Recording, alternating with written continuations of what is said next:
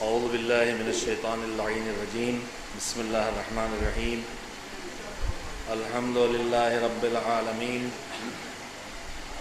والصلاة والسلام علی سید الانبیاء والمرسلین سیدنا و نبینا و شفیعنا بالقاسم محمد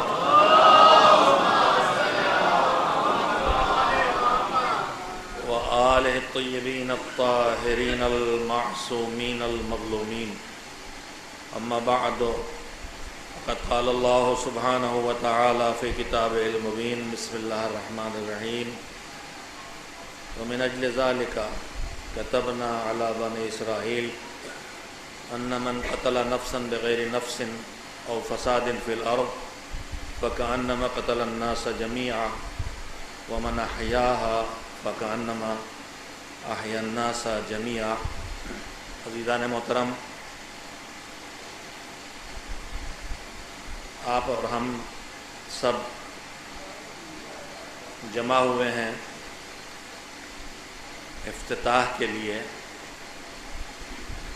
مدرسہ امامیہ جعفریہ۔ ڈبل شناخت کے الفاظ اس میں لگے ہوئے ہیں۔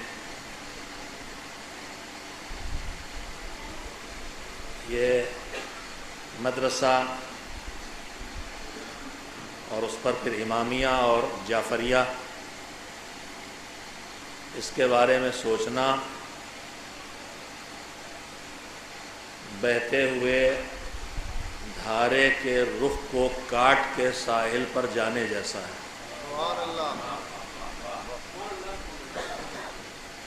یہ میں نے جملہ کیوں کہا ہے؟ اس لیے کہا ہے کہ آپ نے اور ہم نے خود بھی منظر دیکھے ہوں گے برسات کے موسم میں، سیلاب میں، اور اگر خود نہیں دیکھے ہیں تو کم سے کم ٹی وی پہ دیکھے ہیں کہ جب طوفان سیلاب آتا ہے، باڑھ آتی ہے، تو پانی کے تیز دھارے کے بہاؤ میں ہر چیز بہتی ہے۔ جو چیز اس دھارے کی زد میں آ گئی وہ ساتھ ساتھ بہنا شروع کر دیتی ہے۔ بڑے بڑے درخت، گھر کی چھتیں، ستون، چھپر، ہر چیز بہی چلی جا رہی ہے۔ آدمی جب کوئی چیز بہتے دیکھتا ہے تو فوراً اس کے اندر سے سوال اور اندر ہی سے جواب ملتا ہے کہ کون چیز بہہ کے جا رہی ہے۔ یہ درخت ہے، یہ تھونی ہے، یہ دھنی ہے، یہ چھپر ہے، یہ گائے ہے، یہ بھینس ہے۔ اگر اس دھارے میں کوئی آدمی بہتا دکھائی دے تو آدمی کو بہتے دیکھ کے فوراً پہلا سوال ذہن میں پیدا ہوتا ہے کہ یہ زندہ ہے کہ مر گیا ہے۔ اس کا جواب پانے کے لیے آدمی دریا میں چھلانگ نہیں لگاتا ہے کہ جا کے نبض دیکھے، اس کو اسٹیتھوسکوپ لگا کے دیکھے کہ سانس آ رہی ہے، دل دھڑک رہا ہے کہ نہیں۔ اس سوال کا جواب اسے فوراً وہیں مل جاتا ہے اگر یہ دکھائی دے کہ جیسے ساری چیزیں دھارے میں بہی چلی جا رہی ہیں، یہ بھی بہا چلا جا رہا ہے، تو فوراً سمجھ جائے گا کہ یہ مر گیا ہے۔ لیکن اگر یہ دکھائی دے کہ نہیں، دھارے میں ہاتھ پیر مار رہا ہے، موجوں کو کاٹ کاٹ کے کنارے کی طرف آنے کی کوشش کر رہا ہے، تو فوراً سمجھ جائے گا کہ یہ زندہ ہے۔ قومیں بھی دو طرح کی ہوتی ہیں، کچھ مردہ قومیں، کچھ زندہ قومیں۔ مردہ قومیں وہ ہوتی ہیں جو فیشن کے دھاروں میں، جو ماحول کے دھاروں میں، جو حالات کے دھاروں میں بہہ جایا کرتی ہیں۔ زندہ قومیں اور زندہ افراد وہ ہوتے ہیں جو اس فیشن اور ماحول اور حالات کے دھاروں میں بہتے نہیں، بلکہ دینی شعور اور تقوی کے بازوؤں کی طاقت لگا کے اس دھارے سے نکل کے اپنے آپ کو نجات کے کناروں تک پہنچانے کی کوشش کرتے ہیں۔ اس وقت دھارا جو بہہ رہا ہے وہ دھارا بہہ رہا ہے علم کا، اور علم کا دھارا بہہ رہا ہے تو کوئی بری بات نہیں ہے۔ مذہب میں ابھی آپ نے تقریریں سنی، علم کے فضیلت، علم کے فضائل، وہ ساری چیزیں، لیکن میرے عزیزو، علم انسان کی زندگی کی ضرورت ہے، تو پھر یہ بھی جو دیکھنا چاہیے کہ انسان کی زندگی کہاں تک ہے اور کون سا علم زندگی کے کس حصے تک کام آنے والا ہے۔ علم کی جو قسمیں ہیں، جو پہچان کے لیے علم کے لیے تقسیم کی گئی ہے، دنیا کا علم اور دین کا علم۔ علم ضرورت ہے انسان کی، لیکن اگر زندگی صرف دنیا کی 60-70 سال کی زندگی ہے تو صرف اسی علم کو حاصل کرنے پہ ہم خوش ہو جائیں، بچوں کو وہ علم دے کے خوش ہو جائیں جو اس 60-70 سال کی زندگی میں کام آنے والا ہے۔ اور اگر زندگی 60-70 سال کی زندگی نہیں ہے بلکہ دنیا کے بعد آخرت ہے اور ہمیشہ کی زندگی ہے، تو پھر ہمیں یہ بھی دیکھنا چاہیے کہ اس ہمیشہ کی زندگی میں کون سا علم کام آنے والا ہے۔ میتھمیٹکس آپ کے اس دنیا میں کام آنے والی ہے، سائنس آپ کے اس دنیا میں کام آنے والی ہے، فزکس اور کیمسٹری آپ کی اس دنیا میں کام آنے والی ہے۔ تو اگر یہی علم دے کے ہم خوش ہو گئے تو ہم نے اپنے بچے کی 70 سال کی زندگی کا سیکیور کیا ہے، لیکن اس کے بعد والی زندگی جو آخرت کی زندگی ہے، جو قبر کی زندگی ہے، جو برزخ کی زندگی ہے، جو میدان حساب کی زندگی ہے، اس زندگی میں نہ میتھس کام آنے والی ہے، نہ جغرافیہ کام آنے والا ہے، نہ سائنس کام آنے والی ہے، نہ بایولوجی کام آنے والی ہے، نہ کوئی ٹیکنالوجی کام آنے والی ہے۔ اس آخرت کی زندگی میں تو ایک آدمی کی جان لے گا، لیکن اللہ اعلان کرتا ہے کہ ایک آدمی جو ایک آدمی کے بے سبب جان لے رہا ہے فَكَأَنَّمَا قَتَلَ النَّاسَ جَمِيعًا، اس نے ایک انسان کی جان نہیں لی ہے، آدم سے لے کے قیامت تک جتنے انسان آئیں گے ان سب کی اس نے جان لی ہے اگر بے سبب کسی کو مارا۔ اور اس کے بعد دوسرا اعلان کرتا ہے وَمَنْ أَحْيَاهَا، اور اسی طرح سے جو کسی انسان کو زندگی دے دے فَكَأَنَّمَا أَحْيَا النَّاسَ جَمِيعًا، تو اس نے ایک انسان کو زندہ نہیں کیا بلکہ اس نے گویا سارے انسانوں کو حیات دے دی، زندگی دے دی۔ اس آیت کی تفسیر میں یہ روایت موجود ہے چھٹے امام حضرت جعفر صادق علیہ السلام کی خدمت میں۔ ایک شخص نے آگے کہا کہ مولا یہ تو سمجھ میں آتا ہے کہ کوئی کسی کی جان لے لے، قتل کر ڈالے، مار ڈالے، جان لے لے، یہ تو ہو سکتا ہے، لیکن یہ جو قرآن کہہ رہا، اللہ کہہ رہا مَنْ أَحْيَاهَا، جو کسی کو زندگی دے، جو کسی کو زندہ کر دے، تو یہ کس کے بس کی بات ہے؟ یہ کس کے بس کی بات؟ اس سے کیا مراد ہے کہ کوئی کسی کو زندہ کر دے؟ تو امام نے فرمایا کہ اس سے مراد یہ ہے کہ کسی کی جان بچا لے۔ کوئی ڈوب رہا ہے اسے نکال لیا، آگ لگی ہے کوئی گھر میں پھنس گیا اسے نکال لیا، سڑک پہ بے توجہی میں قدم آگے بڑھایا تو ادھر سے گاڑی آ رہی ہے، متوجہ نہیں تھے، اس نے کھینچ کے اسے جلدی سے سڑک سے کنارے کر لیا، تو اس نے اسے زندہ کیا۔ وَمَنْ أَحْيَاهَا، جو کسی ایک کو زندہ کرے اس نے سارے انسانوں کو زندہ کیا۔ جو بے سبب کسی کو مارے اس نے سب کو مارا، اور جو بے سبب جو کسی ایک کو زندگی دے اس نے سب کو زندہ کیا۔ امام نے تفسیر بتا دی کہ زندہ کرنے سے مراد یہ ہے کہ اس کی جان بچا لے۔ اگر کسی کی جان جا رہی، ہم نے 1 یونٹ خون دے دیا، اس کی جان بچ گئی، مَنْ أَحْيَاهَا، ہم نے ایک کی جان بچائی، اور اللہ وہ جزا دے گا جیسے آدم سے قیامت تک جتنے تھے سب کو زندگی دی۔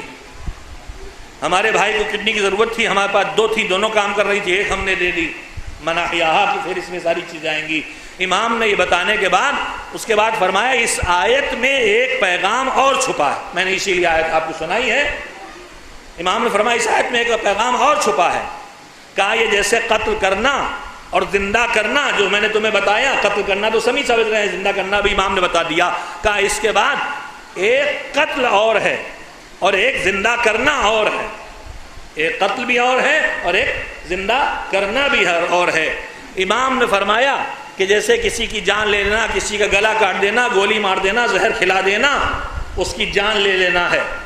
امام نے فرمایا اسی طرح سے اگر کوئی راہ راست پر چلتا ہوا انسان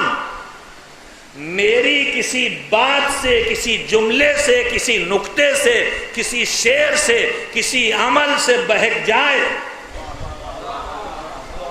میں ایسی تقریر کروں کہ لوگوں کے دماغ میں نماز سبک ہو جائے، اور کوئی نمازی کہے پھر کیا ضرورت جان دینے کی، جنت تو پکی ہے، میں ایسا شعر پڑھوں کہ سمجھ میں آئے کہ بس علی علی کے نعرے لگا کے قبر میں چلے جاؤ، منکر نکیر بھی آئیں گے تو نعرے حیدری لگانا، سرپٹ بھاگیں گے، تو اب حساب و کتاب کا کوئی کام نہیں رہ گیا۔ تو اگر کوئی صحیح سالم فکر اور سوچ اور عمل والا آدمی میرے کسی عمل سے، میری کسی بات سے، میرے کسی شعر سے، میرے کسی گفتگو سے بہک جائے تو یہ ایک آدمی میری بات سے بہکا نہیں، چھٹے امام کہتے ہیں اس نے اس کا قتل کیا ہے، اور جو ایک کو قتل کرے اس نے سب کو قتل کیا۔ اور اس کے بعد فرمایا کہ اور اسی طرح سے اگر کوئی بہکا ہوا آدمی کسی کے ایک جملے سے، کسی کے ایک شعر سے، کسی کے ایک نقطے سے، کسی کے ایک عمل سے بگڑا سمر جائے، بے نمازی نمازی ہو جائے، مجلسوں میں نہ آنے والا مجلس میں آنے لگے، ماں باپ سے بدتمیزی کرنے والا ماں باپ کا احترام کرنے لگے، خدا پہ تنقیدیں کرنے والا خوف خدا اس کے دل میں پیدا ہو جائے، اگر کسی نے یہ کر دیا، کسی بہکے کو راستہ دکھا دیا تو اس نے اس کو زندگی دی ہے، اور جس نے ایک کو زندگی دی ہے اس نے سب کو زندگی دی ہے۔ اب یہ مدرسہ انشاءاللہ اس زندگی کے تقسیم کرنے کا ٹھکانہ ہے۔ مسجد بنانا ایک کار خیر ہے، امام باڑہ بنانا ایک کار خیر ہے، مسجد میں نمازی آئے گا، امام باڑے میں عزادار آئے گا، مگر مدرسے سے جو نکلے گا وہ کون ہوگا؟ یہ مدرسہ ٹھیک سے چلے گا تو مسجدیں بھی آباد کرے گا، امام باڑے بھی آباد کرے گا۔ مسجدیں ہوں اور نمازی نہ ہوں تو مسجد کیا ہوگی؟ شکوہ کرے گی میدان قیامت میں۔ امام باڑے ہوں اور عزادار نہ ہوں تو امام باڑہ ویرانہ بن جائے گا۔ ان امام باڑوں اور ان مسجدوں کی آبادی کہاں سے اس کا انتظام ہوگا؟ اس انتظام کی جگہ کا نام ہے مدرسہ، مکتب۔ یہ وہ جگہ ہے جہاں نمازی بھی تیار ہوں گے، اور تنظیم المکاتب کا مشن آپ کے سامنے ہے۔ آپ خالی ہمارے 3 موضوع ہیں تنظیم المکاتب کے: اردو، دینیات اور قرآن کریم۔ قرآن کریم کا پڑھنا سکھایا جاتا ہے صحیح طریقے سے، اس کا ترجمہ نہیں، اس لیے کہ وہ بچے جنہیں ہم سکھا رہے ہیں 5 سے 12 سال کے، وہ اس حیثیت میں نہیں ہے کہ انہیں ترجمہ سکھایا جائے، سوائے اس کے چھوٹے چھوٹے سوروں کو مفہوم نے آخر درجات میں سکھا دیا جائے، بتا دیا جائے۔ دینیات میں اصول دین، فروع دین، تاریخ، سیرت، اخلاق، یہ ساری چیزیں شامل ہیں۔ اس کے بعد اردو زبان ادارہ سکھاتا ہے، اس لیے کہ دشمن یہ جانتا ہے کہ اگر کسی قوم سے اس کا سب کچھ چھیننا ہے تو اس کی زبان چھین لو، تہذیب چھن جائے گی، کلچر چلا جائے گا، دین چلا جائے گا، حساسیت چلی جائے گی، اقدار چلی جائیں گی، بس زبان چھین لو۔ اور دیکھ لیں آپ اگلی نسلوں میں حالات کیا ہیں۔ اردو سے جہاں جتنی دوری بڑھ رہی ہے، اقدار گھٹتے جا رہے ہیں، مٹتے جا رہے ہیں، مذہب کچلتا جا رہا ہے، تہذیب مٹتی چلی جا رہی ہے۔ زبان ان سب چیزوں کے محافظ ہوتی ہے، اس لیے بانی تنظیم نے جب طے کیا کہ ہمیں اس قوم کی حفاظت کرنا ہے، اس میں جو تہذیب ہے جو دین سے آئی اس کو بچانا ہے، اس میں جو فکر ہے، جو سلیقے زندگی ہے، جو کلچر ہے اس کی حفاظت کرنا ہے، تو انہوں نے اس کے ساتھ ساتھ اردو کی حفاظت کی مہم چلائی۔ اردو ریڈر کے نام سے تنظیم المکاتب کی کتابیں ہیں، امامیہ اردو ریڈر، جو زبان سکھانے کے لیے ہیں۔ لیکن ادارے کا مشن پہچانے۔ آپ کوئی بھی اردو قاعدہ اٹھا لیں، یا آپ تو سبھی جانتے ہیں، ہم سب نے اپنے بچپن میں قرآن سے پہلے کون سا قاعدہ پڑھا تھا؟ ہمارے پاس بغدادی کے علاوہ کچھ نہیں تھا۔ یہ پہلی مرتبہ تنظیم المکاتب نے بغداد کو ہٹا کے امام کو تک پہنچایا۔ امامیہ قاعدہ پہلی مرتبہ عربی قاعدہ آیا ہے۔ تو اردو قاعدہ، آپ دنیا کے جتنی اردو ریڈر ہیں ان کا پہلا الف بے والا پڑھیں تو الف سے تو اللہ کے ساتھ انگور مثلا لکھا ہے، تے سے ترازو، جیم سے جہاز، یہی سب آپ کو دیکھنے کو ملے گا۔ لیکن تنظیم المکاتب کی اردو ریڈر کو آپ پڑھیں گے تو اس میں جہاں زبان سکھائی جا رہی ہے وہاں تشیع کے عقائد بھی سکھائے جا رہے ہیں اور دعوت عمل بھی دی جا رہی ہے، اور شیعت کا کلچر بھی سکھایا جا رہا ہے۔ اگر الف سے اللہ لکھا ہے تو تے سے تعزیہ لکھا ہے، جیم سے جہاز نہیں لکھا ہے، جیم سے جانماز لکھا ہے، سین سے سجدگاہ لکھا ہے، عین سے علم رکھا ہے، میم سے منبر لکھا ہے۔ یعنی پہلے دن سے بچہ مصلی کو بھی پہچانے گا، فرش اعضا کو بھی پہچانے گا تنظیم مکاتب کا۔ اور یہ مدرسہ اسی مشن کا ایک حصہ ہے۔ ہدف کیا ہے؟ یہاں سے وہ مومن نکلے جس کے پیشانی پر سجدے کے نشان ہوں تو سینے پہ ماتم کے نشان ہوں۔ میں ایک جملہ ہمیشہ کہتا ہوں، یہ مدرسہ کیا کرے گا؟ ملاؤں کی فوج نہیں تیار کرے گا، گھبرائیے نہیں، پھر کیا کرے گا؟ اس مدرسے کا ایک ہی مقصد ہے، آپ زیادہ پرانی بات نہیں، ابھی اچھے نام کے ساتھ برے آدمی بہت گزرے ہیں، سلمان رشدی گزرا، تنظیم مقاتی کا مقصد صرف اب اتنا ہے کہ اب اس نسل میں کوئی سلمان رشدی نہ پیدا ہونے پائے، جو پیدا ہو وہ سلمان محمدی پیدا ہو۔ میں آخر میں صرف اتنی بات عرض کروں گا کہ عمارت بنانا ایک بنیادی کام ہے، انفراسٹرکچرز میں آتی ہیں چیزیں، لیکن آپ عمارت بنا لیں، کوئی مہم لے کے کھڑا ہو جائے، اللہ ان سب کے اجر عظیم دے اور ان کی توفیقات میں اضافہ فرمائے جنہوں نے اس عمارت کی تعمیر میں حصہ لیا، ایک خوبصورت عمارت تیار کی ہے۔ لیکن جب تک آپ کا تعاون نہیں ہوگا، عام پر اس وقت تھوڑے چھوٹی گاؤں اور بستیوں میں تو پھر بھی دین کی قدر باقی رہ گئی، لیکن شہروں میں اور قصبوں میں اب بچے کے پاس وقت نہیں ہے، بچے کے پاس وقت نہیں ہے، کا مولانا ٹیوشن ہے اور کوچنگ ہے اور ہوم ورک ہے اور اسکول ہے، حقیقت ہے، یہ سب ہے، مجھے اس سے انکار نہیں، پھر بچہ اسے کھیلنا بھی ہے،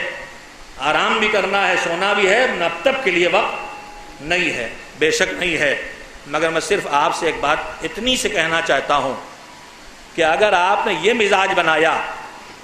کہ جب ٹیوشن سے، کوچنگ سے، ہوم ورک سے، اسکول سے، کھیل سے، سب چیزوں سے وقت بچے گا تو مجلس آئیں گے، بڑے آتے ہیں، بچے نہیں آتے ہیں آج کل مجالس میں بھی، تو مجلس آئیں گے، تو مسجد آئیں گے، تو مکتب آئیں گے، تو اس کا مطلب یہ ہوگا کہ بچے کے دماغ میں ہم یہ بٹھائیں گے کہ ان سب سے بچے تو دین کو وقت دو،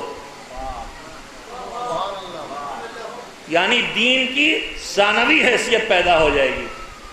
اگر ہمیں دین کو بچے کی نگاہ میں ثانوی حیثیت نہیں دینا ہے تو ہمیں یہ کرنا پڑے گا کہ کبھی کبھی شب امتحان بھی مجلس میں لے آئیں، کبھی کبھی ٹیچر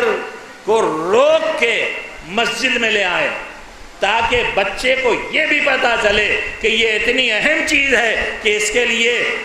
کوچنگ بھی چھوڑی جا سکتی ہے، اس کے لیے اسکول بھی چھوڑا جا سکتا ہے۔ اگر آپ یہ پیغام نہیں دیں گے تو پھر یہ بچے دین کو سیکنڈری حیثیت دیں گے، پھر کل شکایت نہ کیجیے گا کہ باپ کی عہد کا احترام نہیں کرتے، ماں کی عزت نہیں کرتے، نماز نہیں پڑھتے، نجس پاک سے طہارت کا خیال نہیں کرتے۔ جب سکھانے کا وقت تھا تب آپ نے سکھایا نہیں ہے تو فریاد کرنے وقت نہیں ہے، نہ کوئی تعویذ کام آنے والا ہے، نہ کوئی دعا کام آنے والی ہے۔ وقت وہی ہے جو مذہب نے سکھایا ہے کہ جیسے ہی بولنے کے لائق ہو جائے لا الہ الا اللہ کہنا شروع کر دو، آگے بڑھے محمد الرسول اللہ کہنا شروع کر دو، اور آگے بڑھے قبلے کا رخ پہچانوا دو، اور آگے بڑھے وضو سکھا دو، اور آگے بڑھے نماز پڑھنا سکھا دو۔ 7 سال کا ہو کہ نماز نہ پڑھے تو اس کے لیے اس کی پٹائی بھی کر سکتے ہو۔ ہم اپنے عمل سے تک اپنے بچوں پہ ثابت نہیں کریں گا، دین پہلے ہے دنیا بعد میں ہے، تو پھر ہم امید نہ رکھیں کہ وہ نسل آگے جوان ہونے کے بعد دین کو آگے کرے گی اور دنیا کو پیچھے کرے گی۔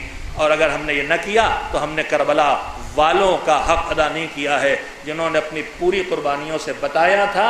کہ دین آگے ہے دنیا پیچھے ہے۔ آئیے ہم سب مل کے دعا کریں، پروردگارا ہم سب کو اس بات کی توفیق عطا فرما کہ ہم اگلی نسلوں تک دین کو پہنچانے کے لیے وہ ساری ذمہ داریاں ادا کر سکیں جن ذمہ داریوں کو ادا کر کے ہمارے بزرگوں نے ہم تک دین کو پہنچایا تھا، تاکہ کل جب میدان قیامت میں ان کا سامنا ہو تو نہ تیرے آگے شرمندہ ہوں اور نہ ان کے آگے شرمندہ ہوں، اور دین کی حفاظت کا انتظام کر کے زمانے کے مولا کی دعا حاصل کر سکیں اور اس لائق بن سکیں کہ ہاتھوں کو اٹھا کے وہ دعا کریں کہ ہم پردہ غیب میں ہیں، نگاہوں کے سامنے نہیں ہیں، ہمارا کام دین کی حفاظت کرنا ہے، یہ اپنی بساط بھر دین کی حفاظت کا کام کر رہے ہیں، لہذا مالک ان کی اس کوشش کو قبول فرما۔ یہ مدرسہ بنا ہے، میں صرف پیغمبر کے ایک ارشاد کی روشنی میں دعائیہ فقرے کہتے ہوئے بات کو ختم کرتا ہوں۔ پیغمبر نے فرمایا من سن سنتا حسنتا فلہ اجر